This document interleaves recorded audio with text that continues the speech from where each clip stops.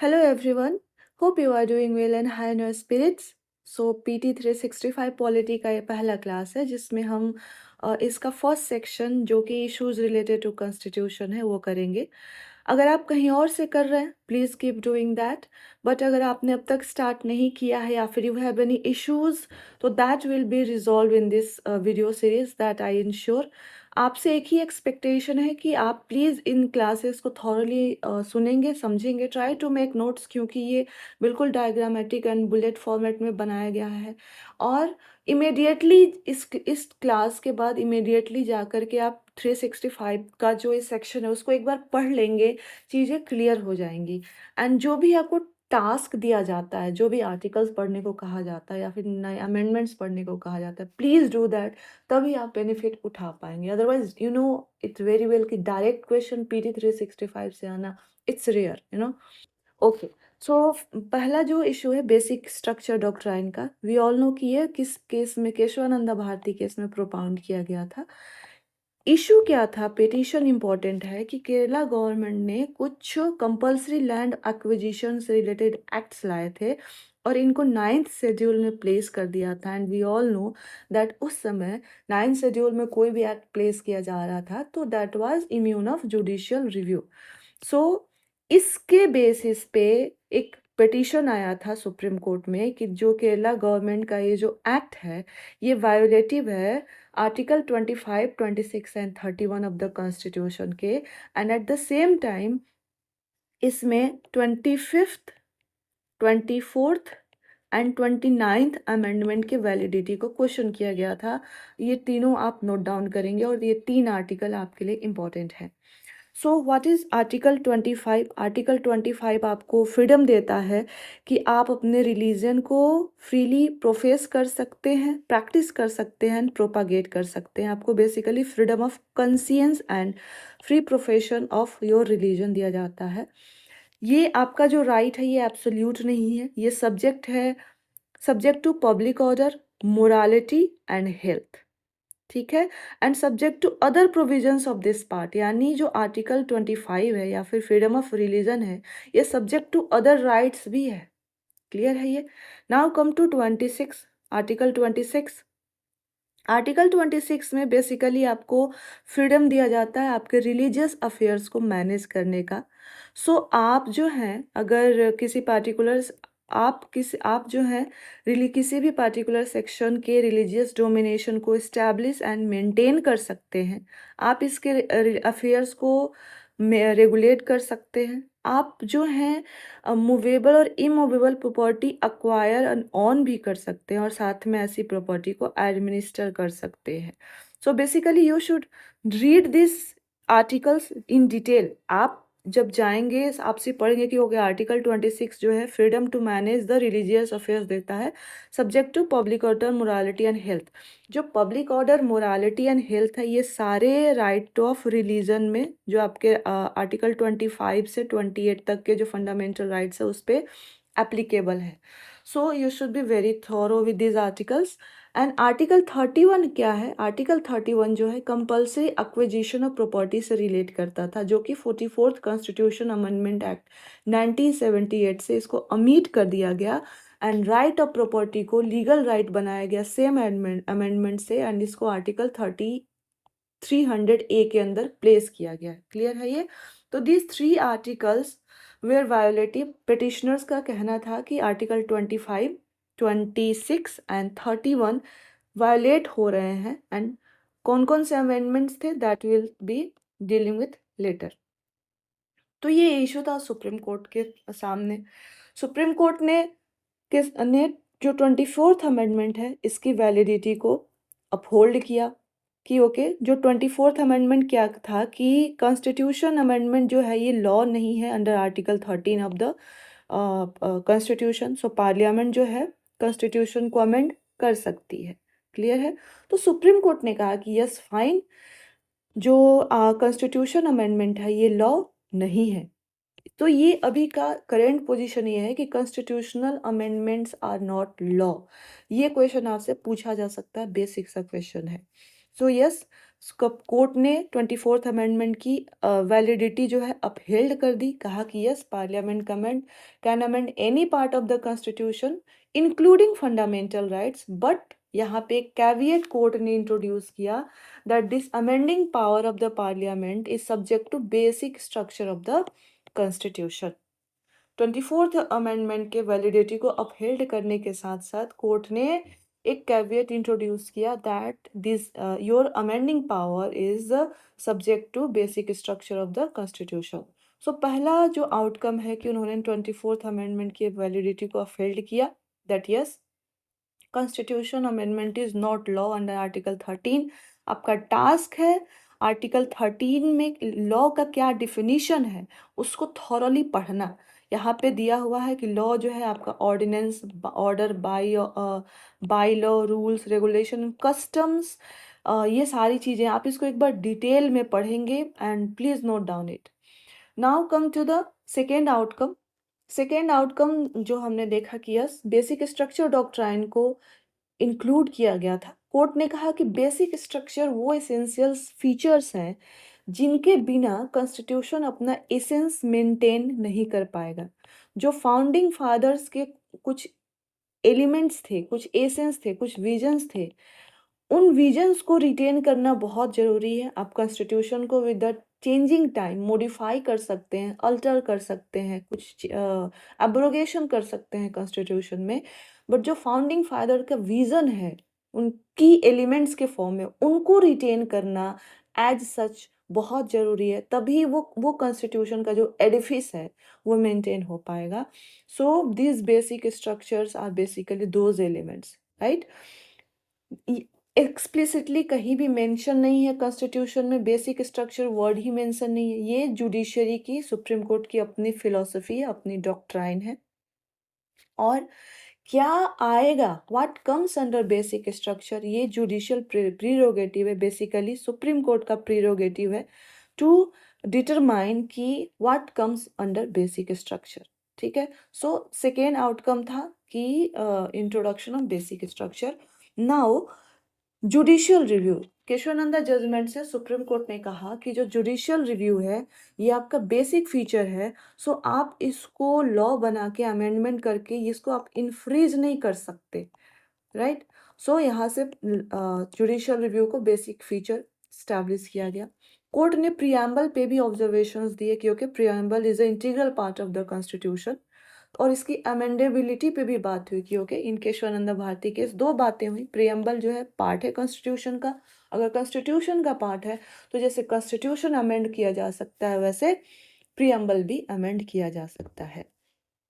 Last but not the list, court ने 25th and 29th amendment के validity को upheld किया टू द एक्सटेंट दैट कि ये जुडिशियल रिव्यू को कर्टेल नहीं करता है, क्योंकि हमने अभी देखा कि judicial review is the basic feature of the constitution. So you should know 25th and 29th amendment to the की में क्या था। Now come to the 25th amendment.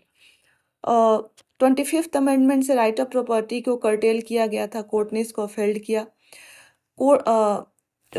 दूसरा था कि कुछ डीपीएसपीज है जैसे 39B एंड 39C, इनका प्रेसिडेंस रखा गया था फंडामेंटल राइट्स के ऊपर, यानी 39B एंड 39C के प्रोविजंस को इम्प्लीमेंट करने के लिए फंडामेंटल राइट्स को, प्रिसाइजली आर्टिकल 14 को इन्फ्रिंज किया जा सकता है। कोर्ट ने कहा कि ओके फाइन, कोई दिक्कत नहीं है, दिस इज इसकी वैलिडिटी अपहेल्ड की गई। एंड तीसरा प्रोविजन जो है कि 25th अमेंडमेंट ने judicial review for 39B and C, यानी जो सेकेंड प्रोविजन था कि जिसमें कहा गया कि 39B एंड C को इम्प्लीमेंट करने के लिए आर्टिकल 14 को इन्फ्रिंज किया जा सकता है, इसके ऊपर जुडिशियल रिव्यू नहीं होगा। थर्ड पोजीशन ये था। तो जैसा कि हमने अभी देखा लास्ट पॉइंट में कि पहले तो कोर्ट ने कहा कि judicial review is a basic feature, and फिर कहा कि 25th amendment and 29th amendment के वही पॉइंट्स वैलिड हैं जो कि कर्टेल नहीं करते हैं पावर ऑफ जुडिशियल रिव्यू। तो 25th अमेंडमेंट का ये जो थर्ड सेक्शन है इसको कोर्ट ने इनवैलिड कर दिया। सो you should no this basic things. 29th amendment की बात कर लें तो 29th अमेंडमेंट जो है बेसिकली इसने 9th शेड्यूल को अमेंड किया और केरला के 2 लैंड रिफॉर्म एक्ट्स थे 1969 या 1971 के, उसको इसमें 9th शेड्यूल में इंक्लूड किया गया था। क्यों इंक्लूड किया गया था? To protect this laws from judicial review. ठीक है, सो ये सारी चीज़ें हुई हैं केशवानंदा भारती में, एक ब्रीफ समरी है, इससे ज़्यादा डिटेल में मत जाइएगा, बट जो चीज़ें बताई गई हैं वो आपको जाननी बहुत ज़रूरी है। कि आपसे कुछ ये पूछा जा सकता है कि व्हाट आर द एलिमेंट्स, ये एलिमेंट्स क्या हैं बेसिक स्ट्रक्चर के। अभी इलेक्शंस आने वाले हैं, यू शुड नो कि free and fair elections are elements of basic structure. Okay, you should know this. Individual liberty and rule of law are elements of basic structures. बहुत सारे candidates हैं जब वो आंसर लिखते हैं देन दे राइट कि fundamental rights are basic structure. No, not all fundamental rights are basic structure, but कुछ key elements हैं, जैसे आर्टिकल 21 के अंदर जो इंडिविजुअल लिबर्टी है, आर्टिकल 14 के अंदर जो रूल ऑफ लॉ है, ये बेसिक स्ट्रक्चर हैं। इनके साथ आप छेड़छाड़ नहीं कर सकते। Neither you can positively influence them और neither you can negatively derogate them. Then आपका डेमोक्रेटिक फॉर्म ऑफ गवर्नमेंट, ये बेसिक स्ट्रक्चर है। बहुत ही फंडामेंटल बुनियादी बातों को ही बेसिक स्ट्रक्चर में रखा गया है।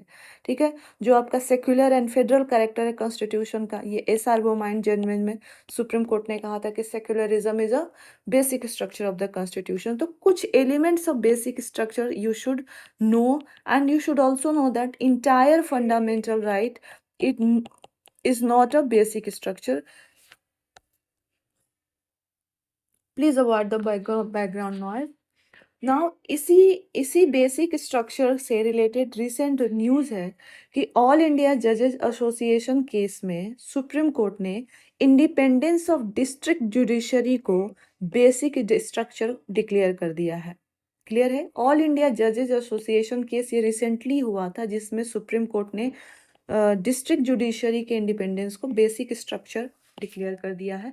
इसके अलावा सुप्रीम कोर्ट ने इसी केस में 3 इम्पॉर्टेंट प्रिंसिपल्स हैं जिस पे एम्फसाइज किया। पहला तो इंटीग्रेशन की बात की, दूसरा यूनिफिकेशन की बात की और तीसरा सेपरेशन ऑफ पावर की बात की। इंटीग्रेशन में सुप्रीम कोर्ट ने कहा कि जो pay, pension and service conditions है district judiciary, high courts and supreme court, इन तीनों का इंटीग्रेशन होना चाहिए, यानी यहाँ पे वर्टिकल इंटीग्रेशन की बात की गई है।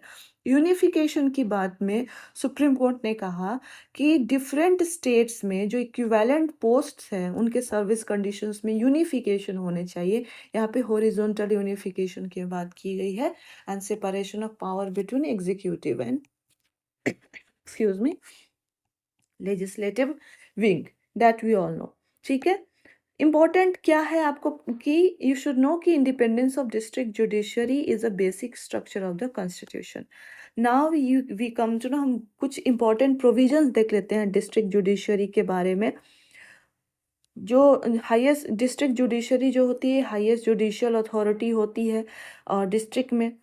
इम्पॉर्टेंट क्या है कि जो डिस्ट्रिक्ट जजेस होते हैं उनका अपॉइंटमेंट, पोस्टिंग, प्रमोशन सब कौन करता है? गवर्नर करता है, but in consultation with the concern high court. आप स्टेट गवर्नमेंट का ये प्रीरोगेटिव नहीं है। डिस्ट्रिक्ट जजेस का अपॉइंटमेंट, पोस्टिंग, ट्रांसफर ये गवर्नर का प्रीरोगेटिव है, लेकिन ये प्रीरोगेटिव है subject to the consultation of the high court, state high court. Clear है? ये इंपॉर्टेंट है, इसलिए आपको इस तरह से हाईलाइट करके दिया गया है। बाकी जो रेगुलेटरी प्रोविजंस हैं कि इनका ऑर्गेनाइजेशन कैसा होगा, स्ट्रक्चर कैसा होगा, नोमेनक्लेचर क्या होगा, अलग अलग स्टेट्स में कुछ नोमेनक्लेचर्स में वेरी कर जाते हैं। कुछ में 3 टियर होती है, डिस्ट्रिक्ट जुडिशरी, कुछ में 2 टियर होती है। तो ये बेसिक जो एडमिनिस्ट्रेटिव चीज़ें हैं ये स्टेट गवर्नमेंट देखती है, बट जजेस का ट्रांसफ़र, पोस्टिंग एंड अपॉइंटमेंट ये गवर्नर देखता है in consultation with concerned high court, that you should know. Now we come to, हम थोड़ा सा स्ट्रक्चर देख लेते हैं लोअर जुडिशरी क्या स्ट्रक्चर होता है। We all know that India में इंटीग्रेटेड एंड यूनिफाइड जुडिशरी है, पीक पे है सुप्रीम कोर्ट, स्टेट में हाई कोर्ट्स आ जाते हैं एंड स्टेट के अंदर जाए तो डिस्ट्रिक्ट में डिस्ट्रिक्ट कोर्ट्स आ जाते हैं। दो साइड्स होते हैं, civil side and criminal side. Civil side में आपको डिस्ट्रिक्ट जज मिलेंगे एंड क्रिमिनल साइड में आपको सेशंस जज मिलेंगे। ठीक है, जो सेशंस कोर्ट होता है वो क्रिमिनल कोर्ट होता है। एंड डिस्ट्रिक्ट जज जो है हाईएस्ट जुडिशियल अथॉरिटी होते हैं, उनके नीचे आप सबऑर्डिनेट जज कोर्ट जाएंगे। एंड से इधर क्रिमिनल साइड में इसके corresponding CJM chief judicial magistrate आपको मिलेंगे। और उसके बाद आपको सिविल साइड में मुंसिफ कोर्ट एंड इधर जुडिशियल मजिस्ट्रेट। इस तरह से नोमेनक्लेचर होता है, हायरार्की होती है। ये हायरार्की, नोमेनक्लेचर, ये सारी चीज़ें ये रेगुलेट कौन करता है? स्टेट गवर्नमेंट करती है। बट डिस्ट्रिक्ट जजेस के अपॉइंटमेंट, ट्रांसफर एंड पोस्टिंग कौन करता है? गवर्नर करता है in consultation with the concern state high court. Please do remember this. So now come to the next news. Next issue जो कॉन्स्टिट्यूशन से रिलेटेड है, आपके आर्टिकल 360 के एब्रोगेशन से रिलेटेड है। सुप्रीम कोर्ट ने जो 2019 में गवर्नमेंट का डिसीजन था कि आर्टिकल 370 को एब्रोगेट करना एंड इंटर्न जो स्पेशल स्टेटस है जम्मू एंड कश्मीर का, इसको इंड करना, इसकी कॉन्स्टिट्यूशनल वैलिडिटी को अपहेल्ड कर दिया है। नाउ देखते हैं ब्रीफ में कि ओवरऑल इशू क्या था। 5 अगस्त 2019 को प्रेसिडेंट ने एक ऑर्डर निकाला था और उस ऑर्डर का नाम था constitution application of JNK order 2019। इसमें दो बातें की गई थी कि इस ऑर्डर के थ्रू कहा गया था कि इंडियन कॉन्स्टिट्यूशन के जो प्रोविजंस हैं वो अब जम्मू एंड कश्मीर में भी लागू होंगे। एंड दूसरा कहा गया था कि जम्मू एंड कश्मीर, दूसरा एक एक्ट बनाया गया था Jammu and Kashmir reorganisation act 2019। And इस एक्ट के तहत जम्मू एंड कश्मीर को 2 यूटीज़ में डिवाइड कर दिया गया था। क्लियर है? ये प्रेसिडेंशियल ऑर्डर का नाम कॉन्स्टिट्यूशन एप्लीकेशन ऑर्डर। इसके अंदर दो बातें हुई थी कि इंडियन कॉन्स्टिट्यूशन के प्रोविजंस एप्लीकेबल होंगे जम्मू एंड कश्मीर में, एंड JNK रीऑर्गेनाइजेशन एक्ट को इनेक्ट किया गया एंड स्टेट को बाइफर्केट किया गया था 2 यूटीज में। ठीक है, अब इसी को चैलेंज किया गया था कोर्ट में। सुप्रीम कोर्ट ने आर्गुमेंट्स इन प्रोविजंस के, इन प्रेसिडेंशियल ऑर्डर और एक्ट के को कॉन्स्टिट्यूशनली वैलिड ठहराते हुए कहा कि कोई जम्मू एंड कश्मीर ऑलरेडी 1947 में एक्सीड हो गया था इंडिया में, एंड इसके एक्सेशन के बाद कोई एलिमेंट ऑफ सोवर्निटी नहीं बची थी जम्मू एंड कश्मीर के पास। ठीक है, पहला बात आर्गुमेंट सुप्रीम कोर्ट ने क्या कहा कि 1947 में ही जम्मू एंड कश्मीर का एक्सेशन हो चुका था इंडिया में, तो कोई सोवर्निटी जम्मू एंड कश्मीर के पास थी ही नहीं कि उनका अपना कॉन्स्टिट्यूशन होगा या फिर इंडियन कॉन्स्टिट्यूशन के कुछ प्रोविजंस को छोड़कर वहाँ पे लागू ही नहीं होंगे। ठीक है, दूसरा उन्होंने आर्गुमेंट दिया कि अगर आप आर्टिकल 370 जो कि पार्ट 21 में था, इसके अगर आप हेडिंग्स को ही पढ़ेंगे तो इसका हेडिंग था टेम्पोररी एंड ट्रांजिशनल प्रोविजंस। ठीक है, तो आर्टिकल 370 पार्ट 21 में लिखा गया था कि this were temporary and transitional provisions. तो ये कोई परमानेंट नेचर के नहीं थे और इटर्निटी के नहीं थे। तो कोर्ट ने दो आर्गुमेंट्स दिए 2019 के प्रेसिडेंशियल ऑर्डर और एक्ट को कॉन्स्टिट्यूशनली वैलिड ठहराते हुए। आपके लिए इम्पोर्टेंट क्या है? आपके लिए इम्पोर्टेंट है कि जो जो इंटरनल रीऑर्गेनाइजेशन है पार्लियामेंट का power, not under article 370, article 3 of the constitution, जो आर्टिकल 3 के अंदर जो पार्लियामेंट का इंटरनल रीऑर्गेनाइजेशन का पावर है उसको पढ़ना है। एंड आपको post independence consolidation and reorganisation पढ़ना है। इसमें मोस्ट इम्पोर्टेंटली आप जम्मू कश्मीर का, जूनागढ़ का एंड हैदराबाद का पढ़ लेंगे। JNK का तो अभी मैं करा ही दूंगी। नाउ कम टू कि थोड़ा सा देख लेते हैं। देखिए, आप तो historical context Jammu and Kashmir का तो देख लेते हैं। ओके, अक्टूबर 1947 में हम इंडिपेंडेंट हुए। वहाँ पे लगभग 600 समथिंग प्रिंसली स्टेट्स थे। तो कंसोलिडेशन का प्रोसेस स्टार्ट होता है एंड अक्टूबर 1947 में इंस्ट्रूमेंट ऑफ एक्सेशन साइन होता है between Indian government and JNK के तब लास्ट रूलर थे महाराजा हरि सिंह। उनके अंदर इंस्ट्रूमेंट ऑफ एक्सेशन साइन होता है और इसके अंदर टेम्पररी प्रोविजंस दिया जाता है जम्मू एंड कश्मीर को आर्टिकल 370 के अंदर। बेसिकली 370 के अंदर क्या था कि defence, foreign affairs and finance, इन 3 चीज़ों को छोड़कर इंडियन कॉन्स्टिट्यूशन का कोई भी प्रोविज़न जम्मू एंड कश्मीर में लागू नहीं होगा। और अगर पार्लियामेंट के कोई एक्ट को जम्मू एंड कश्मीर में इम्प्लीमेंट करना है, तो इंडियन पार्लियामेंट को कंकरेंस चाहिए स्टेट गवर्नमेंट का उन लॉ को, उन एक्ट को अप्लाई करने के लिए। कंकरेंस में सहमति, सिर्फ कंसल्टेशन नहीं है, पूछने की बात नहीं है, कंकरेंस। अगर जम्मू एंड कश्मीर की गवर्नमेंट अगर रेडी नहीं होती है, तो आप पार्लियामेंट, इंडियन पार्लियामेंट का कोई भी एक्ट जम्मू एंड कश्मीर में इनैक्ट अप्लीकेबल नहीं होगा। तो ये सिचुएशन थी 370 के अंदर। और इसी का एक ऑफसूट है आर्टिकल 35A। आर्टिकल 35A 370 से ही इमानेट होता है कि जम्मू एंड कश्मीर असेंबली को कुछ राइट्स दिए गए थे कि वो अपने हिसाब से डिफाइन कर सकती है कि परमानेंट रेसिडेंट कौन होंगे जम्मू एंड कश्मीर के, इन परमानेंट रेसिडेंट्स के राइट्स क्या होंगे, इनके प्रिविलेज क्या होंगे। सो बेसिकली आर्टिकल 35A क्या है, ऑफसूट है आर्टिकल 370 का, जिसमें जम्मू एंड कश्मीर को, असेंबली को कुछ राइट्स दिए गए थे related to permanent residents. Clear है ये? तो ये आपको पता होना चाहिए। और जैसे ही आर्टिकल 370 जब अनकॉन्स्टिट्यूशनल या फिर इसको हम एब्रोगेट करते हैं, तो ये ऑटोमेटिकली आर्टिकल 35A भी एब्रोगेट हो जाता है, क्योंकि आर्टिकल 35A 370 का ऑफसूट है। क्लियर है ये? आपके लिए इम्पोर्टेंट क्या है? आपके लिए इम्पोर्टेंट है आर्टिकल 3 के प्रोविजंस और इसका एक्सप्लेनेशन जानना।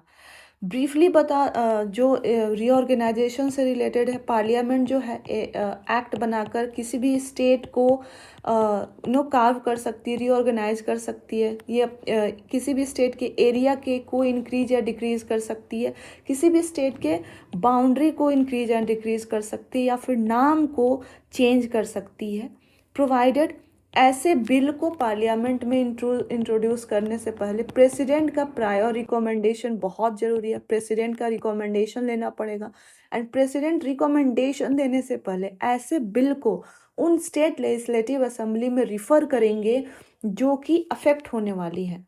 ठीक है? और उन स्टेट लेजिस्लेटिव असेंबली को एक सर्टेन पीरियड के अंदर, जो कि प्रेसिडेंशियल रेफरेंस में मेंशन होगा, अपना ओपिनियन देना होगा। दो ये ओपिनियन जो है ये बाइंडिंग नहीं होगा प्रेसिडेंट पे। इसके बाद ही प्रेसिडेंट अपना रिकमेंडेशन देंगे पार्लियामेंट को, पार्लियामेंट में बिल इंट्रोड्यूस होगा। उसके बाद ये सिंपल लेजिस्लेटिव प्रोसेस है। Article 3 is a simple legislation, इस सिंपल लेजिस्लेशन है, ये कोई कॉन्स्टिट्यूशन अमेंडमेंट नहीं है, आपको पता होना चाहिए। बाकी एक्सप्लेनेशन, देखिए इशू क्या था, एक्सप्लेनेशन आपको पता होना चाहिए कि ये सब क्लॉज है, यानी एक पार्लियामेंट सिर्फ स्टेट को ही नहीं, जब यहाँ पे कहा जाता है कि पार्लियामेंट स्टेट को बाइफरकेट कर सकती है, इसका मतलब ये है कि पार्लियामेंट स्टेट के साथ साथ यूटी को भी बाइफरकेट कर सकती है। आप एक्सप्लेनेशन को पढ़ेंगे आपको समझ में आ जाएगा।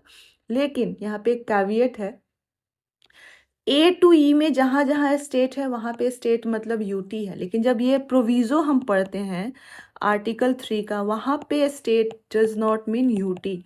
यानी अगर पार्लियामेंट यूटी को बाइफरकेट करना चाहती है, यूटी को रीऑर्गेनाइज करना चाहती है, तो उसके लिए उसको उसके लेजिस्लेटिव असेंबली से प्रेसिडेंशियल कंसल्टेशन की आवश्यकता नहीं है। लेकिन यही अगर स्टेट को रीऑर्गेनाइज करना है तो आपको प्रेसिडेंशियल कंसल्टेशन की आवश्यकता पड़ती है। तो ये बेसिक चीज़ें हैं आपकी स्क्रीन पे, आप देख लेंगे। Now move to the next important constitutional issue. This is related to National Capital Territory of Delhi Amendment Act 2023.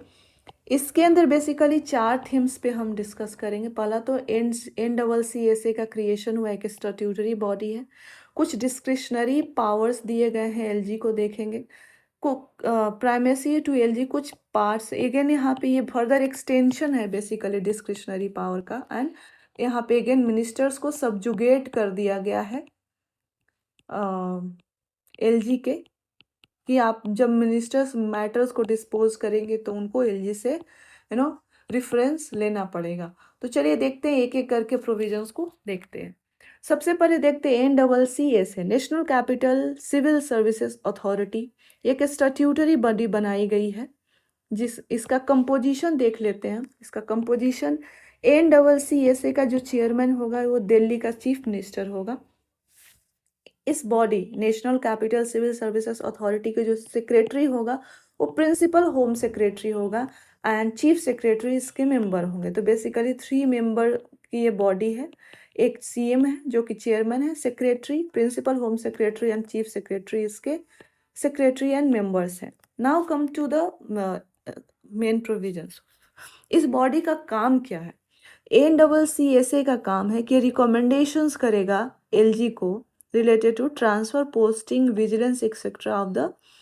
of the civil services persons। ठीक है, तो बेसिकली NCCS क्या है? एक रिकमेंडेटरी बॉडी है।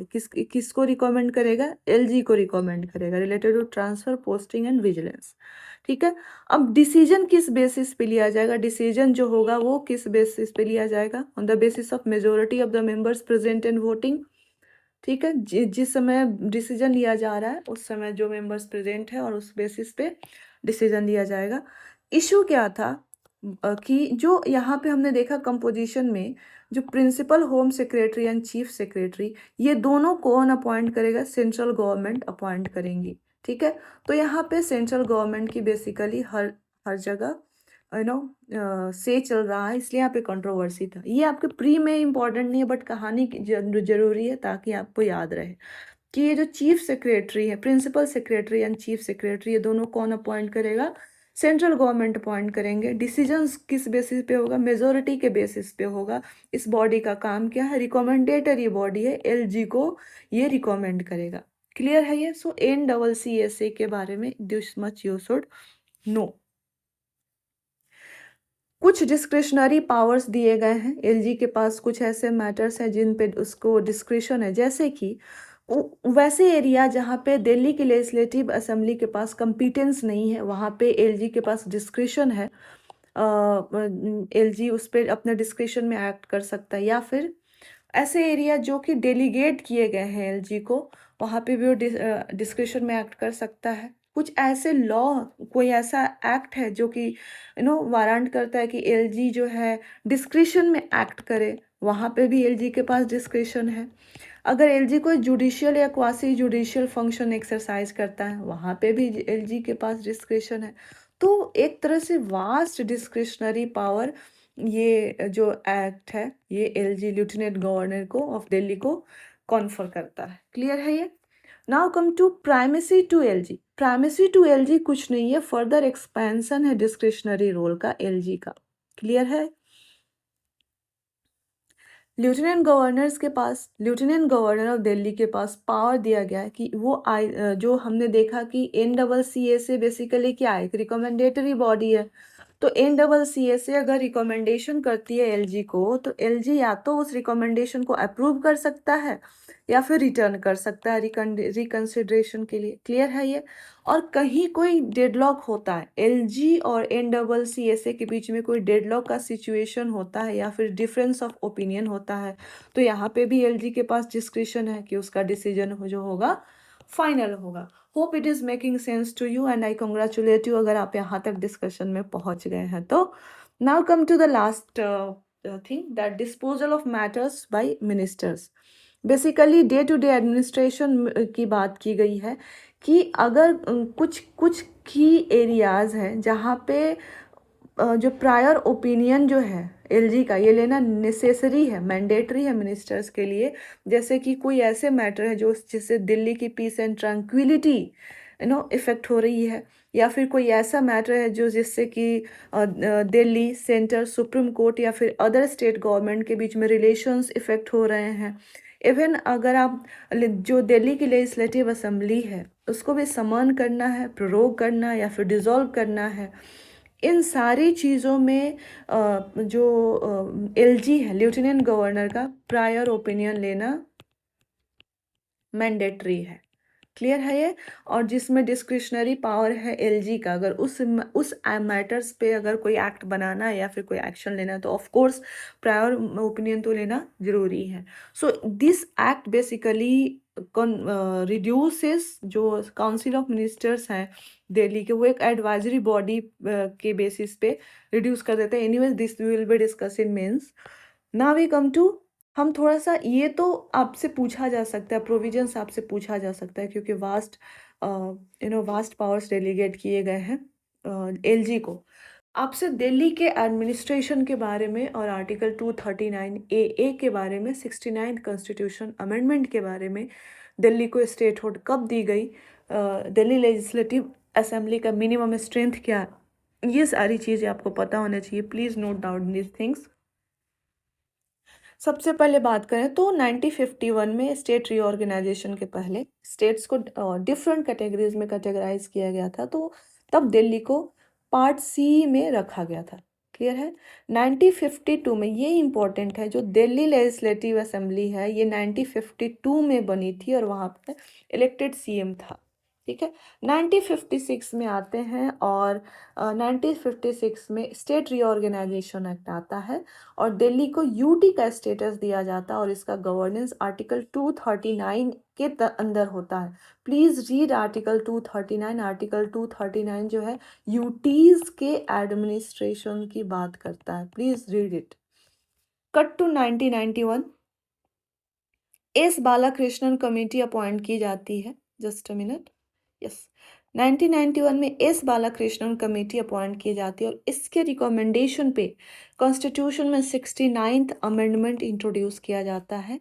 ये 69th amendment article 239 A introduce करता है और इस आर्टिकल 239 ए से दिल्ली को एक स्पेशल स्टेट दिया जाता है, जिसमें दो चीज़ें हैं। दिल्ली को यूटी तो है ही, साथ में यूटी विथ लेजिस्लेचर का स्टेटस दिया जाता है और साथ में दिल्ली का रीडेजिग्नेशन होता है, डेजिग्नेशन चेंज होता है, दिल्ली को रीडेजिग्नेट किया जाता है national capital territory of Delhi. साथ ही साथ एलजी को एडमिनिस्ट्रेटर बनाया जाता है, जो कि किसके बेसिस पे काम करेगा? Lieutenant Governor will work on the ad and advice of Council of Ministers। साथ ही साथ इस कॉन्स्टिट्यूशन अमेंडमेंट के साथ साथ GNCTD act, government of national capital territory of Delhi act 1991 enact किया जाता है, जिससे बेसिक रेगुलेशंस किए जाते हैं। अगेन कुछ और बातें होती हैं कि हमने देखा कि दिल्ली को स्पेशल स्टेटस दिया जाता है यूटी विथ लेजिस्लेचर का। यहाँ पे 3 बार्स हैं कि दिल्ली लेजिस्लेटिव असेंबली जो है police public order and land PPL police public order and land को छोड़कर इन तीनों पे कानून नहीं बना सकती। इनके अलावा Delhi legislative assembly can legislate on all matters again subject to overriding power of the parliament. Clear है ये? Power of parliament. नाउ 2021 में अगेन जो हमने 1991 में एक्ट बनाया था उसको अमेंड किया और यहाँ से अगेन फ्रेमवर्क बनाया गया Delhi government and Delhi assembly के फंक्शनिंग के लिए। और अगेन अभी जो रिसेंट अमेंडमेंट हुआ है, जस्ट अ मिनट, हाँ, national capital territory of Delhi, और ये नया है। तो ये पूरा सीरीज है दैट यू शुड नो। आपका टास्क इसमें से ये है, एक चीज़ मैंने रिसर्च करते वक्त छोड़ दी थी कि दिल्ली का लेजिस्लेटिव असेंबली का मिनिमम एंड मैक्सिमम स्ट्रेंथ क्या होगा, ये आप नोट डाउन कर लेंगे। बाकी सारी चीज़ें आपकी कवर्ड है। Now come to preventive detention. अगला कॉन्स्टिट्यूशनल इशू क्या है? प्रिवेंटिव डिटेंशन है। प्रिवेंटिव डिटेंशन मतलब होता है जब आप किसी पर्सन को बिना ट्रायल एंड कन्विक्शन के, मेरे एक आपके पास रीजनेबल अप्रीहेंशन होता है कि ये पर्सन जो है आने वाले समय में कोई ऐसा डेंजरस एक्टिविटी कर देगा जो कि पब्लिक ऑर्डर के लिए सही नहीं है, आप उसको डिटेन कर लेते हैं। क्लियर है ये? इसको प्रिवेंटिव डिटेंशन कहते हैं। इसका पर्पस क्या होता है? पर्पस ये होता है कि हम कोई ऐसा पर्सन जो कि हमें पता, शायद हमारे पास एक रीजनेबल अप्रीहेंशन है कि आने वाले समय में कोई ऑफेंस कमिट कर सकता है, हम उसको ऑफेंस कमिट करने से पहले ही प्रिवेंट कर दें, रोक दें, यही है इसका पर्पस। आर्टिकल 22 में बात की गई है प्रिवेंटिव डिटेंशन की, लेकिन article 22 clause 1 and article 22 clause 2 ये protection against arrest and detention की बात करते हैं। ये दोनों आपका प्रिवेंटिव डिटेंशन के केस में एप्लीकेबल नहीं होते हैं। आर्टिकल 22 क्लॉज 3 में साफ साफ कहा गया है। आर्टिकल 22 क्लॉज 1 में कहा गया है कि आपको बिना किसी आप किस ग्राउंड पे, ग्राउंड ऑफ अरेस्ट बेसिकली, आपको बिना ग्राउंड ऑफ अरेस्ट बताए आपको अरेस्ट नहीं किया जा सकता है। साथ में आपके पास राइट है लीगल प्रैक्टिशनर का हेल्प लेने का। क्लियर है? ये आर्टिकल 22 क्लॉज 1 में बताया गया है। आर्टिकल 22 क्लॉज 2 बेसिकली बताता है कि आपको 24 आवर्स के अंदर जुडिशियल मजिस्ट्रेट के सामने पेश होना ही पड़ेगा। ठीक है, आपको करना पड़ेगा। तो ये दो राइट्स हैं आपके protection against arrest and detention, जो कि प्रिवेंटिव डिटेंशन में अप्लीकेबल नहीं है। चलिए अब आगे देखते हैं। कुछ ग्राउंड्स हैं, कुछ ग्राउंड्स है बेसिकली प्रिवेंटिव डिटेंशन के एप्लीकेशन के लिए, और इन ग्राउंड्स पे कौन कौन लेजिस्लेशन कर सकता है। जैसे कि डिफेंस हो गया, फॉरेन अफेयर्स हो गया, सिक्योरिटी ऑफ इंडिया हो गया। इन मैटर्स पे प्रिवेंटिव डिटेंशन एप्लीकेबल है एंड इन मैटर्स पे सिर्फ पार्लियामेंट जो है लॉ बना सकती है। Defence, foreign affairs and security of state में पार्लियामेंट के पास एक्सक्लूसिव अथॉरिटी है कानून बनाने का। कुछ अनदर ग्राउंड्स हैं जैसे कि सिक्योरिटी ऑफ स्टेट हो गया, मेंटेनेंस ऑफ पब्लिक ऑर्डर हो गया, maintenance of supplies and services हो गया। इन ग्राउंड्स पे भी प्रिवेंटिव डिटेंशन, इन ग्राउंड्स पे भी आपको डिटेन किया जा सकता है और इन ग्राउंड्स, इनके लिए आप लॉ बनाया जा सकता है। पर इसमें जो लेजिस्लेशन है ये कंकरेंट पावर है पार्लियामेंट एंड स्टेट लेजिस्लेचर क्या, यानी इन मैटर्स पे पार्लियामेंट के साथ साथ स्टेट लेजिस्लेचर भी अपना अपना कानून बना सकती है। बट यहाँ पे defence, foreign affairs and security of India, इन पे अगर डिटेंशन के लिए कानून बनाना है तो पार्लियामेंट के पास एक्सक्लूसिव अथॉरिटी होगा। होपफुली आपको क्लियर हो रहा होगा। कुछ एक्ट्स हैं जैसे कि एनडीपीएस एक्ट है, यूएपीए है, सीआरपीसी है, ये इनमें आपको प्रिवेंटिव डिटेंशन के एलिमेंट्स देखने को मिलते हैं। Now come to the constitutional provision related to preventive detention. हमने जैसे अभी डिस्कस किया कि article 22 clause 1 and article 22 clause 2 ये एप्लीकेबल नहीं है प्रिवेंटिव डिटेंशन के केस में। आर्टिकल 22 क्लॉज 1 हमने देखा कि आपको अरेस्ट करने से पहले आपको ग्राउंड ऑफ अरेस्ट बताना जरूरी है, आपके पास राइट है लीगल प्रैक्टिशनर का हेल्प लेने का। आर्टिकल 22 क्लॉज 2 में आपको अरेस्ट होने के 22 आवर्स के अंदर जुडिशियल मजिस्ट्रेट के सामने आपको प्रेजेंट करना पड़ेगा। So these are the rights under article 22 for arrest and detention, but these are not applicable in case of preventive detention. So preventive detention के फिर provisions क्या हैं देख लेते हैं। आर्टिकल 22 क्लॉज 3, अगर आप ये क्लॉजेज मिस भी कर दें तो कोई बात नहीं है। आर्टिकल 22 क्लॉज 3 ये कहता है कि अगर आपको डिटेन कर लिया जाता है तो आप एक बार अगर आप डिटेन होते हैं तो आपको मैक्सिमम 3 मंथ्स के पीरियड के लिए ही डिटेन किया जाता है। अगर इस 3 महीने के पीरियड को एक्सटेंड करना है तो आपको एक एडवाइजरी, जो गवर्नमेंट है उसको एक एडवाइजरी बॉडी का कंसल्टेशन लेना होगा, और अगर वो एडवाइजरी बॉडी जो है रिकमेंडेशन देती है तो इस पर्सन के डिटेंशन को फर्दर एक्सटेंड किया जा सकता है। इस एडवाइजरी बॉडी में जो मेंबर्स होंगे उनका क्वालिफिकेशन जो होना चाहिए वो या तो जज ऑफ द हाई कोर्ट हो या फिर क्वालिफाइड टू बी ए जज ऑफ द हाई कोर्ट हो। क्लियर है? ये कुछ एक्सेप्शंस हैं, ये कुछ एक्सेप्शंस है जहाँ पे 3 महीने से ज़्यादा अगर डिटेंशन को एक्सटेंड करना है तो एडवाइजरी बॉडीज़ की भी रिकमेंडेशन की ज़रूरत नहीं हो। एक्सेप्शंस क्या है कि अगर पार्लियामेंट ने ही लॉ बनाकर ये बता दिया हो कि कुछ कोई लॉ प्रिस्क्राइब कर दिया हो कि इस लॉ के अंदर मैक्सिमम पीरियड ऑफ डिटेंशन मान लो 2 या 2 साल है, तो उस केस में आपको एडवाइजरी बॉडी के पास जानने की ज़रूरत नहीं।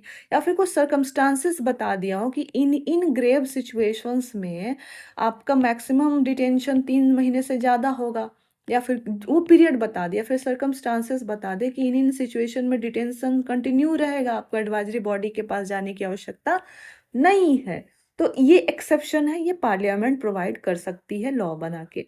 सो this is the basic thing related to detention. I congratulate you अगर आप यहाँ तक पहुँच गए हैं तो। Now come to personality right. अगला जो कॉन्स्टिट्यूशनल इशू है ये पर्सनालिटी राइट से रिलेटेड है। पर्सनालिटी राइट क्या होता है? बेसिकली ये किसी भी पर्सन का राइट है अपनी पर्सनालिटी को प्रोटेक्ट करने का। पर्सनालिटी में क्या क्या आता है? मेरी पर्सनालिटी में मेरा नाम है, मेरी आवाज़ है जो आप सुन रहे हैं, मेरा सिग्नेचर है जो मेरा इमेज है जो कि थंबनेल पे लगता है। तो दीज ये बेसिकली कुछ ऐसे मार्कर्स है पर्सनालिटी को जिनको आप प्रोटेक्ट कर सकते हैं अंडर पर्सनालिटी राइट्स। और ये पर्सनालिटी राइट्स कहाँ आते हैं? Right to privacy and right to property, article 21 Puttaswamy judgment, article 300A 44th amendment. आपका टास्क है आप इसको अच्छे से पढ़ के जाएंगे। आर्टिकल 21 को सिर्फ वन लाइनर मत पढ़िए, कुछ इंपॉर्टेंट आर्टिकल्स है जिनको थॉरली पढ़ के जाइए। क्लियर है ये? This is your task. अब चलिए इंडिया में देख लेते हैं कि क्या क्या इंडियन जूरिस्प्रूडेंस में पर्सनालिटी राइट का क्या पोजीशन है। एक्सप्रेसली मेंशन्ड नहीं है, डिराइव करते हैं हम, रिलेट कर सकते हैं right to privacy and right to property के अंदर 21 एंड 300A के अंदर। बेसिकली पर्सनालिटी राइट्स में दो कंपोनेंट्स होते हैं, right to publicity and right to privacy. ये दोनों निगेटिव राइट हैं, ठीक है, दोनों निगेटिव राइट हैं। मतलब ये काइंड ऑफ ऑब्लिगेशन है, प्रोटेक्ट करते हैं एक पर्सन को from misuse of certain personality traits from other person. ठीक है, जैसे कि राइट टू पब्लिसिटी, आप किसी भी पर्सन के उसके इमेज या फिर उसकी जो लाइकनेस है, उसकी जो लोकप्रियता है सोसाइटी में, उसको आप कमर्शियली एक्सप्लॉयट नहीं कर सकते हैं बिना उसके परमिशन के। ठीक है, तो ये बेसिकली ये बार करता है स्टेट को भी and general public, in general public को भी, कि किसी भी पर्सनालिटी के, किसी भी पर्सन के जो इमेज है सोसाइटी में या फिर उसकी जो लोकप्रियता है उसको आप कमर्शियली एक्सप्लॉयट नहीं कर सकते हैं बिना परमिशन की। ये आपकी राइट टू पब्लिसिटी हो गई।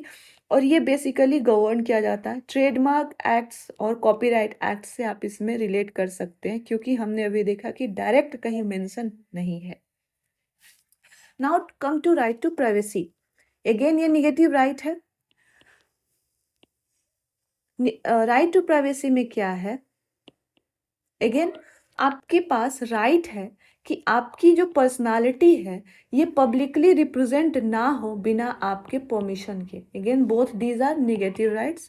तो राइट ऑफ प्राइवेसी में अगेन आपके पास राइट है कि आपकी पर्सनालिटी को पब्लिक ना किया जाए बिना आपके परमिशन के। अगर आप चाहते हैं कि आपकी प्राइवेसी मेंटेन रहे, आपकी पर्सनालिटी, आपका इमेज यूज ना हो, आपकी पिक्चर बाहर ना आए, तो आपके पास ये राइट है, आप क्लेम कर सकते हैं। और इसको ट्रेस किया जाता है article 21 and Puttaswamy judgment से। This is very important and you should read this. Puttaswamy judgment के कुछ एटलीस्ट ब्रॉडर चीजेस पढ़ लीजिए, आपको पीएचडी करने की आवश्यकता नहीं है। Article 21 you should be reading it very carefully. इसके अलावा इंडिया में पोस्टुमस पर्सनालिटी राइट्स भी देखने को मिलते हैं। दो एक्ट्स हैं, दो स्टैट्यूट्स हैं बेसिकली, जो कि पोस्टुमस पर्सनालिटी राइट यानी मरने के बाद, डेथ के बाद, मरने के बाद आपके क्या पर्सनालिटी राइट्स हैं, उनको ये दो स्टैट्यूट्स गवर्न करती हैं। पहला है आईपीसी एंड दूसरा है एम्ब्लेम नेम्स एक्ट 1950।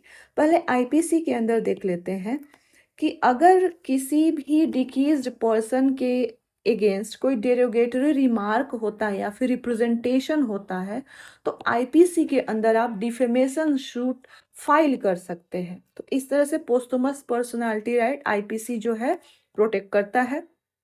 अगर हम बात करें एम्ब्लेम नेम्स एंड एक्ट की, तो ये जस्ट अ मिनट, इस एक्ट में एक शेड्यूल है जिस शेड्यूल के अंदर कुछ डिग्निटरीज एंड कुछ सिंबल्स को मेंशन किया गया है जिनको आप अनऑथोराइज्ड यूज नहीं कर सकते हैं।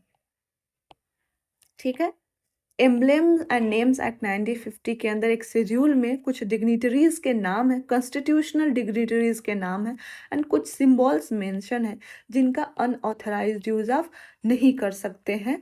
सो पोस्थुमस पर्सनालिटी राइट्स इन दो स्टैट्यूट्स से गवर्न होता है, IPC and emblem name and names act 1950। Now come to international convention. क्या क्या है पर्सनालिटी राइट्स के अंदर, क्लियर है? कोई एक्सप्लिसिट कन्वेंशन नहीं देखने को मिलता है इंटरनेशनली पर्सनालिटी राइट्स को लेकर के, लेकिन अगर हम इसको ट्रेस करना चाहें, डिराइव कर सकते हैं। तीन हमारे पास कन्वेंशंस हैं, Rome convention of 1961, TRIPS agreement 1994 and वाइपो performance and phonogram treaty WPPT। ठीक है, सो रोम कन्वेंशन की बात करें 1961 में, तो ये बेसिकली परफॉर्मेंस के राइट, प्रोड्यूसर्स के राइट एंड ब्रॉडकास्टिंग राइट्स को प्रोटेक्ट करता है रोम कन्वेंशन। ट्रिप्स एग्रीमेंट की बात करें, जो फोनोग्राम प्रोड्यूसर्स होते हैं, जो लाइव परफॉर्मर्स होते हैं, जो ब्रॉडकास्टिंग राइट्स होते हैं, ट्रिप्स एग्रीमेंट इसको प्रोटेक्ट करता है। एंड WPPT वाइपो performance and phonograms treaty, phonogram producers के राइट एंड लाइव परफॉर्मेंस के राइट, ये डिजिटल इन्वायरमेंट के लिए है। बेसिकली वाइपो परफॉर्मेंस एंड फोनोग्राम ट्रीटी ये डिजिटल इन्वायरमेंट के लिए है, इसको आप नोट करेंगे। अगर आप यहाँ तक आए हैं तो आई कंग्रेचुलेट यू, और आप इंश्योर हो रहे होंगे, और मैं फिर से इंश्योर कर दूं कि आपका कुछ भी नहीं छूटेगा, बस आप थोरोली करते रहिए। अगला जो कॉन्स्टिट्यूशनल इशू है वो हेट स्पीच से लेकर के है। देखिए, हेट स्पीच कहीं भी ना तो किसी लॉ में डिफाइंड है, ना कि कॉन्स्टिट्यूशन में डिफाइंड है। जनरली आप इसको कह सकते हैं कि ऐसी स्पीच जो कि हेटर्ड को इंसाइट करता है और टारगेटेड हो पार्टिकुलर कम्युनिटी या पार्टिकुलर पर्सन से रिलेटेड, इसको हेट स्पीच कहते हैं। ठीक है, तो कोई स्पेसिफिक लॉ नहीं है, डिफाइंड नहीं है, तो कौन कौन से रेगुलेशन, फिर रेगुलेट कैसे करते हैं हेट स्पीच को? तो कॉन्स्टिट्यूशन के अंदर देखें तो आर्टिकल 19 क्लॉज 2 कुछ लिमिटेशंस, रीजनेबल रिस्ट्रिक्शंस की बात करता है on the freedom of speech and expression granted under article 19(1). So constitution में ये हो गया। रिसेंटली जो भारतीय न्याय संहिता है ये जुलाई में इन्फोर्सिएबल है, इसमें भी कुछ सेक्शंस हैं जो कि आपको आपके फिर स्पीच, हेट स्पीच को रेगुलेट करता है। इतने डिटेल्स में नहीं पढ़ना है, अगेन छोड़ना ज़्यादा ज़रूरी है पढ़ने से, क्यों हम बहुत डिटेल में कवर कर रहे हैं, बट अगेन इस डिटेल में हम कुछ भी रद्दी नहीं कर सकते, तो इतने सेक्शंस अपने को जानने की ज़रूरत नहीं है। अपने को क्या जानना है कि रिप्रेजेंटेशन ऑफ पीपुल एक्ट 1951 में भी हेट स्पीच का रेगुलेशन है, ये अपने को जानना है। सिविल राइट्स एक्ट में भी हेट स्पीच का रेगुलेशन है, ये दो ही इंपॉर्टेंट है। एंड आर्टिकल 19 क्लॉज 2 है, एंड इसके अलावा resilience institutions prevention of misuse act 1988 ये भी है, बट अपने को 3 पे लिमिट रखना है। Now come to article 19 clause 2। Article 19 clause 2 के अंदर जो है कुछ ग्राउंड्स है, जैसे public order, incitement to offence, security of state. इन ग्राउंड्स पे हेट स्पीच को कर्टेल किया जा सकता है। You can not claim your freedom of speech and expression when you are in the name of freedom of in the name of your freedom of incitement कर रहे हैं offence को, या फिर सिक्योरिटी ऑफ स्टेट को ही threaten कर दे रहे हैं, पब्लिक ऑर्डर थ्रेटेन हो रही है, तो इन ग्राउंड्स पे आपकी हेट स्पीच को कर्टेल किया जा सकता है। Again now come to representation of people's act. ये आपको याद रखना है, ये आपको सिर्फ यहाँ नहीं, आप जब इलेक्शंस के प्रोविजंस हैं वहाँ पे भी आपके काम आएंगे। Section 8 and section 123 clause 3 and section 25, ये 3 सेक्शंस हैं जो कि रेगुलेट करता है। सेक्शन 8 के अंदर अगर कोई पर्सन जो है freedom of speech and expression का इलेजिटिमेट यूज़ करते हुए कन्विक्ट हो जाता है, तो उसको डिसक्वालीफाई कर दिया जाता है इलेक्शन से कंटेस्ट करने के लिए। This is very important. Under section act of representation of people act, if you are found कि आप अपने freedom of speech and expression का इलेजिटिमेट यूज कर रहे हैं, यानी आप वायलेंस को इंसाइट करने के लिए, हेटर को इंसाइट करने के लिए अपने फ्रीडम का इस्तेमाल कर रहे हैं और आप कन्विक्ट हो गए कोर्ट से, तो आप डिस्क्वालीफाई हो जाएंगे from contesting elections. Now come to section 123 clause 3A and section 125A। ये दो सेक्शंस जो हैं ये कहते हैं कि आप स्पीच के मीडियम से एनिमिटी को प्रमोट नहीं कर सकते हैं, ठीक है। सेक्शन 123 क्लॉज 3 एंड 125, एनिमिटी को आप प्रमोट नहीं कर सकते हैं और इसको करप्ट इलेक्टोरल प्रैक्टिस की तरह देखा जाता है और ये प्यूनिटिव ऑफेंस है। क्लियर है ये? सो ये दो इंपॉर्टेंट चीजें आपको पता होना चाहिए। Now you come to protection of civil rights act. Section 7 के अंदर आप अगर अनटचेबिलिटी को इंसाइट कर रहे हैं, आइदर आप वर्ड से बोलकर या फिर लिख कर या फिर किसी रिप्रेजेंटेशन से, आपके शब्दों से या फिर आपके रिप्रेजेंटेशन से अनटचेबिलिटी इंसाइट हो रही है, तो सेक्शन 7 के अंदर आप पेनलाइज किए जाएंगे। Protection of civil rights act में ये डिस्कस किया गया है। And religious institutions prevention of misuse act 1948 के अंदर आप रिलीजियस इंस्टीट्यूशंस या फिर रिलीजियस इंस्टीट्यूशंस एंड मैनेजर्स दोनों को प्रोहिबिट किया गया है कि ये रिलीजियस इंस्टीट्यूशन का आप इस्तेमाल जो है डिसहार्मोनी फैलाने के लिए, प्रमोट करने के लिए नहीं कर सकते हैं। रिलीजियस प्रेमाइसेस में आप डिसहार्मोनी प्रमोट करने के लिए रिलीजियस इंस्टीट्यूशन का इस्तेमाल नहीं कर सकते। So basically you should be focusing on 3 thing: protection of civil rights act, representation of people act and article 19 clause 2। Shreya Singhal case कुछ इंपॉर्टेंट देखिए। अब क्योंकि अब ऐसा लग रहा है कि यूपीएससी जो है वो कॉन्स्टिट्यूशनल केसेस भी पूछेगी, तो आपका जो मटेरियल है उसका काम है कि सारे केसेस कवर करके देना, बट इतने केसेस आप नहीं मगअप कर सकते और रिलेवेंट भी नहीं है। की केसेस जैसे केशवानंदा भारती जजमेंट हो गया, आपको इस पे आपको एम्फसाइज करना है। एसआर बोमाई जजमेंट हो गया, उस पे आप एम्फसाइज कर सकते हैं, बट हर चौथे केस पे अगर आप बैठ के रटेंगे कि ये केस का नाम है और इसमें कोर्ट ने क्या कहा था, तो दैट विल क्रिएट पैनिक हो जाएगा आपके लिए। अभी तो आपको लगेगा कि ये भी कर सकते हैं, बट लेटर ऑन कंसोलिडेट करना बहुत इंपॉर्टेंट है। कंसोलिडेशन में आपको प्रॉब्लम होगी। सो आपको वही केसेस, वही चीज़ें बताई जाएंगी यहाँ पे जो इम्पोर्टेंट है। श्रेया सिंगल केस है, यहाँ पे सिंगल केस है, फ्री स्पीच से रिलेटेड है वो। सुप्रीम कोर्ट ने कहा था कि रीजनेबल मतलब जब एकदम rarest of the rare case में ही आप फ्री स्पीच को कर्टेल कर सकते हैं। हमने देख लिया नहीं। सो नेक्स्ट इशू जो है, कॉन्स्टिट्यूशनल इशू जो है, वो प्लेसेस ऑफ वर्शिप एक्ट 1991 में है। Places of worship act basically जो है ये किससे रिलेटेड है?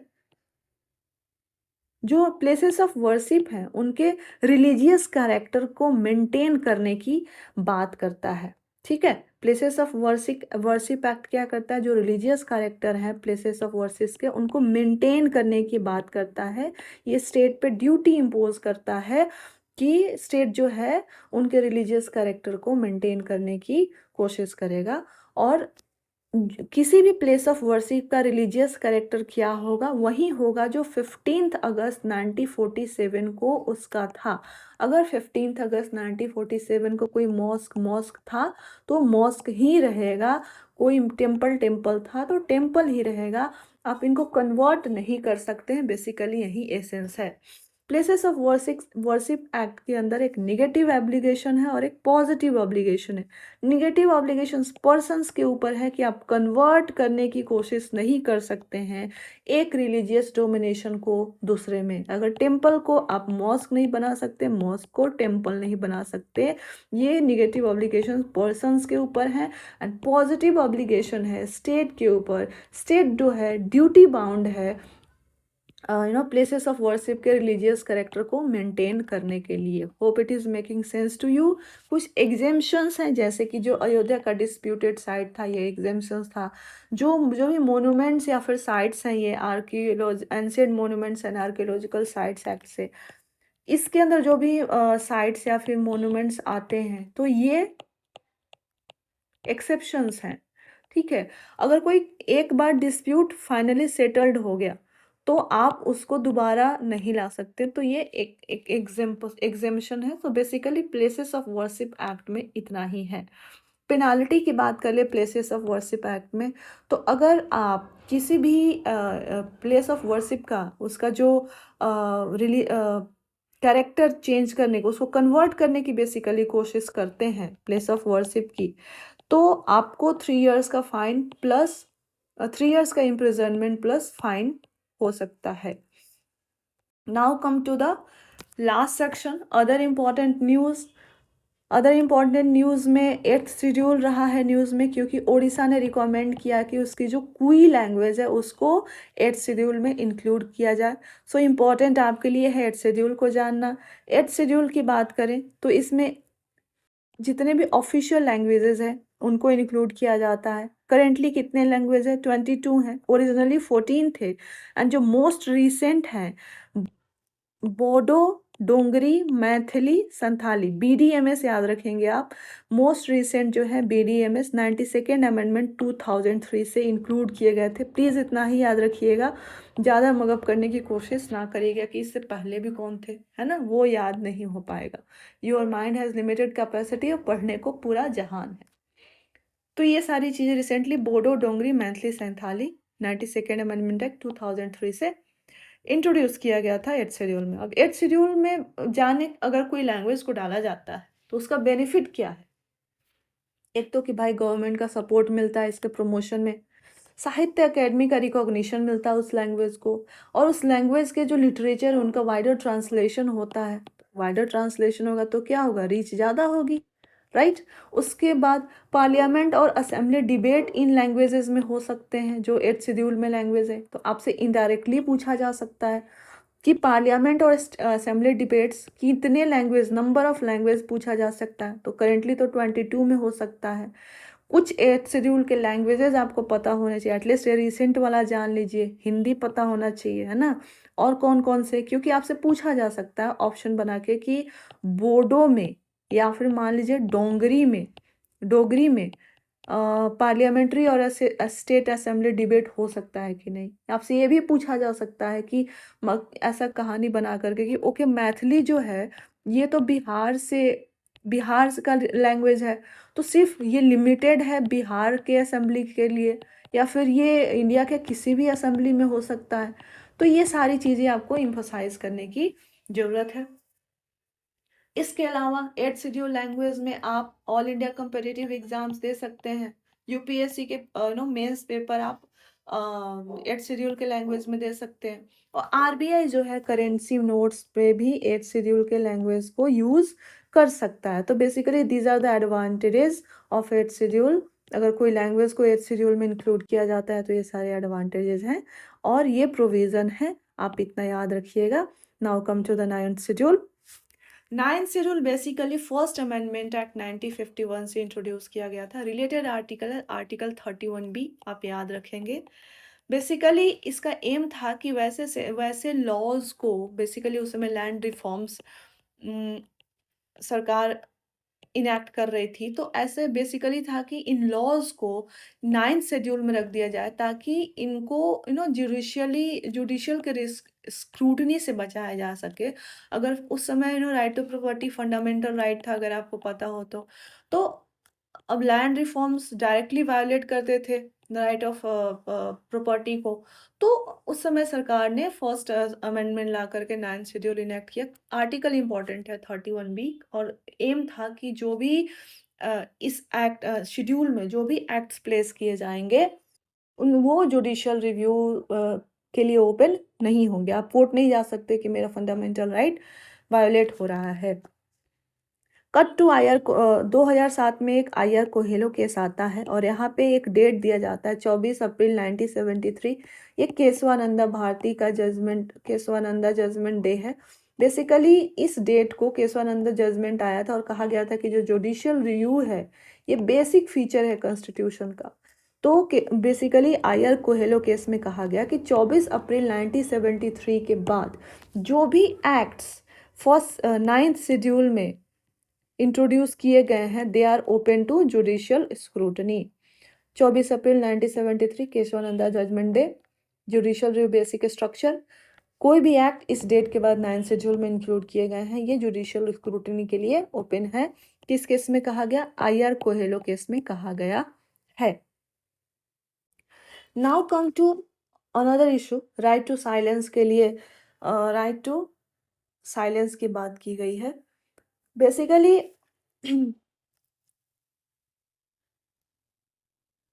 आर्टिकल 20 क्लॉज 3 के अंदर आप बात करें तो कहा जाता है कि किसी को भी कंपेल नहीं किया जा सकता कि वो अपने अगेंस्ट ही विटनेस दे।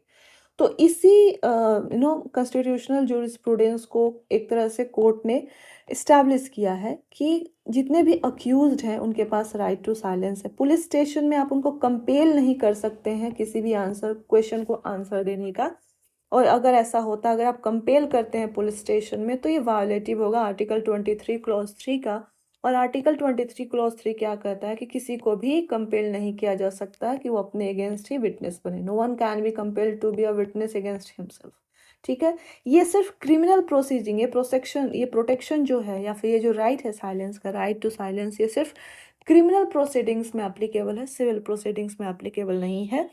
और कुछ एक्ट्स हैं, जैसे कि अगर आपका जो ट्रायल चल रहा है कस्टम्स एक्ट के अंदर या फिर फेमा के अंदर, फॉरेन एक्सचेंज मैनेजमेंट एक्ट, तो आपको अगर इंटरोगेशन हो रहा है तो आप पुलिस स्टेशन में आप इस राइट को क्लेम नहीं कर सकते हैं। यानी फेमा और कस्टम्स एक्ट के अंदर राइट टू साइलेंस आप एक्सरसाइज नहीं कर सकते हैं, ये एप्लीकेबल नहीं है। Hope it is clear to you. देखिए, हरियाणा गवर्नमेंट ने एक रिजर्वेशन पॉलिसी लाई थी जिसमें 75% रिजर्वेशन दिया गया था लोकल्स को। Haryana and Punjab high court ने एक अनकॉन्स्टिट्यूशनल डिक्लेयर कर दिया। ये आपसे नहीं पूछेगा। दो इंपॉर्टेंट कंसेप्ट्स इसमें कोर्ट ने यूज़ किए, एक तो कॉन्स्टिट्यूशनल मोरालिटी का और एक निगेटिव डिस्क्रिमिनेशन का। तो ये दोनों आपसे पूछा जा सकता है। कॉन्स्टिट्यूशनल मोरालिटी क्या है? बेसिकली वैसे फंडामेंटल वैल्यूज एंड प्रिंसिपल्स, उन पे अध्ययन करना इज कॉन्स्टिट्यूशनल मोरालिटी। आपके सारे जो फिलोसॉफिकल पार्ट है कॉन्स्टिट्यूशन के, ये आपका प्रीएम्बल हो गया, फंडामेंटल राइट हो गया, ड्यूटी हो गया, DPSP हो गया, इसके अलावा पार्लियामेंट कॉन्स्टिट्यूएंट असेंबली के डिबेट्स हो गए, इसके अलावा सुप्रीम कोर्ट के जो जजमेंट्स हो गए, जो डॉक्ट्राइन्स हो गए, ये सारी चीज़ें। और उसके बाद की प्रिंसिपल्स जैसे कि सेपरेशन ऑफ पावर्स, ये सारी चीज़ें आपकी कॉन्स्टिट्यूशनल मोरालिटी में आती हैं। You can expect a question from it. Negative discrimination, देखिए पॉजिटिव, अभी हम चलेंगे पॉजिटिव डिस्क्रिमिनेशन पे। निगेटिव डिस्क्रिमिनेशन की बात की गई है कि अनकॉन्स्टिट्यूशनल, ये जो रिजर्वेशन प्रोविजन है लोकल्स का, इसको अनकॉन्स्टिट्यूशनल करते हुए कोर्ट ने कहा कि स्टेट जो है निगेटिव डिस्क्रिमिनेशन का यूज़ नहीं कर सकता है, कि कुछ पर्सन्स जो हैं उनके पास वो स्टेट के रेसिडेंट नहीं है, तो इस बेसिस पे आप किसी के पास कोई राइट, कोई एक सर्टेन ग्राउंड नहीं है, तो इस ग्राउंड पे आप उसको डिस्क्रिमिनेट नहीं कर सकते। डिस्क्रिमिनेशन हमेशा इंक्लूसिव होता है, ठीक है, ये एक्सक्लूसिव नहीं होता है।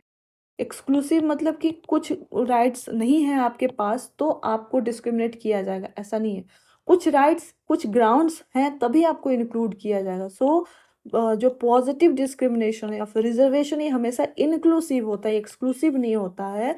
जैसे कि अगर आप किसी एक स्टेट के रेसिडेंट नहीं है तो आपको एक्सक्लूड नहीं किया जा सकता वहाँ पे जॉब करने से। क्लियर है ये? तो now come to affirmative action. Affirmative action basically positive discrimination होता है, ठीक है। आर्टिकल 15 क्लॉज 3 एंड 16 क्लॉज 4 आप जाकर इसको पढ़ेंगे। State can discriminate on the grounds of religion, race, caste, sex and place of birth। Please in articles को thoroughly पढ़िए। डायरेक्ट क्वेश्चन रेयरली चांसेस है, बट इसी तरह से रिलेटिव रीडिंग करके आप पढ़ सकते हैं। पूरी दुनिया जहान पढ़ने की जरूरत नहीं है, एक मैगजीन को थॉरली पढ़ ले तो बहुत हो जाता है, ठीक है। पॉजिटिव डिस्क्रिमिनेशन का बेसिस क्या है कि हम जो हिस्टोरिकली डिसएडवांटेज्ड ग्रुप हैं उनको हम एक रिप्रेजेंटेशन देने की कोशिश कर रहे हैं दोनों एजुकेशन एंड एम्प्लॉयमेंट में, इसलिए हम पॉजिटिव डिस्क्रिमिनेशन कर रहे हैं। निगेटिव डिस्क्रिमिनेशन क्या हो रहा है? एक्सक्लूसिव है, एक्सक्लूड कर रहा है। एंड पॉजिटिव डिस्क्रिमिनेशन क्या हो रहा है? इंक्लूसिव है। पॉजिटिव डिस्क्रिमिनेशन यानी अफर्मेटिव एक्शन रिजर्वेशन पे इंदिरा सोनी जजमेंट फेमस है, जहाँ पे 50% कैप लगाया गया था। अगला न्यूज़ है रंगानाथ मिश्रा कमीशन का। ये कि इतना ही आप याद रखें कि national commission for religious and linguistic minorities से रंगानाथ मिश्रा रिलेटेड है। इसने 2 रिकमेंडेशंस दिया कि जो शेड्यूल कास्ट स्टेटस है इसको रिलीजन से डिलिंक्ड कर दिया जाए, शेड्यूल कास्ट स्टेटस को रिलीजन न्यूट्रल बना दिया जाए। एसटी केस में अब यही है, उनका schedule caste status religion neutral है। एंड वैसे दलित्स जो कि इस्लाम एंड क्रिश्चियनिटी में कन्वर्ट हुए हैं उनको भी शेड्यूल कास्ट स्टेटस अवेल करने का, they can also avail schedule caste status. तो ये 2 रिकमेंडेशंस है रंगा नाथ मिश्रा कमीशन का, जिसको national commission for religious and linguistic minority भी बोलते हैं। Please do remember it. Now you come to article 355 and no one more है। आर्टिकल 355 बेसिकली क्या है? आर्टिकल 355 जो है ना, यूनियन गवर्नमेंट पे 2 ड्यूटीज इम्पोज करता है। पहला तो कि वो पहला ड्यूटी ये है कि वो स्टेट्स को प्रोटेक्ट करेगा, कोई एक्सटर्नल एग्रेशन हो जाए या फिर इंटरनल डिस्टर्बेंस हो जाए तो इनसे स्टेट्स को प्रोटेक्ट करना है। और ये भी इंश्योर करना है कि हर स्टेट का जो गवर्नेंस है वो कॉन्स्टिट्यूशन प्रोविज़न के अकॉर्डिंग हो रहा हो। तो ये ड्यूटीज़ है जी आर्टिकल 355 के अंदर। इसी को परफॉर्म करने के क्रम में आर्टिकल 356 के अंदर जो है स्टेट इमरजेंसी लगती है on the ground of what? Failure of constitutional machinery. First duty पे ठीक है ये। चलिए now come to I think last है ये। Yes, right to work. Punjab एक फर्स्ट स्टेट है राइट टू वर्क देने का। यहाँ पे जितने भी रोड एजेंसीज हैं including national highway authority of India, इनके लिए मैंडेटरी किया गया है कि आप फुटपाथ और साइकिल ट्रैक्स मैंडेटरी है बनाना ऑल रोड पे, ताकि राइट टू वर्क को इन्फोर्स किया जा सके properly. So you should no, नहीं मतलब तो याद हो गया होगा कि पंजाब जो है फर्स्ट स्टेज है। तो फर्स्ट सेक्शन पीटी 365 का इतना ही है। नेक्स्ट सेक्शन हम कल क्लास लेकर आएंगे और आप इसको पढ़ लीजिए, नोट्स बना लीजिए और एक बार जा कर के इमीडिएटली जो फर्स्ट सेक्शन है 365 का रिवाइज कर लीजिए और देखिए आपका कुछ छूटा है क्या। And do right in the comment section अगर कुछ छूटा हो तो। Thank you very much.